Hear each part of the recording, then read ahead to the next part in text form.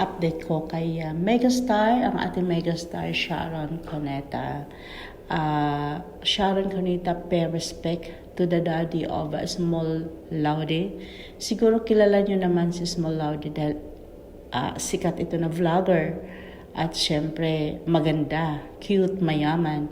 Siya yung mayaman na vlogger. At dumalaw si Sharon Cuneta sa burol ng kanyang ama. At kasama ni megastar ang kanyang asawa, syempre si Kiko Pangilinan, ng ating ex-senador Kiko Pangilinan.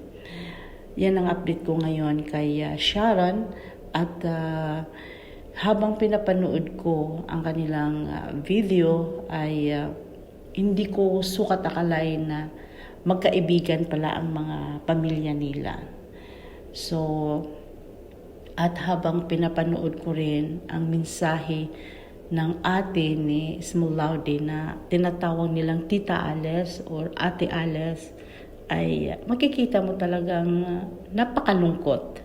Siyempre, napakasakit kahit sino man nalagasan ng iyong pamilya, lalong-lalo na haligi ng inyong tahanan.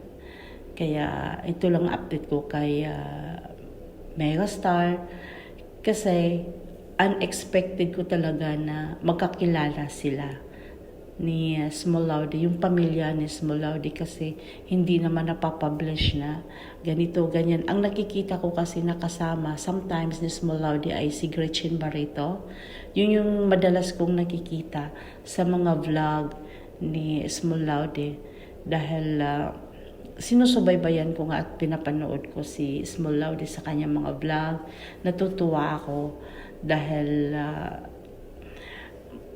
maganda siyang amo, mabait siyang amo. Dinadala-dala niya yung kanyang mga workers kung saan man siya pumunta, magta-travel, at nakakatuwa din yung PI niya na si Lotlot.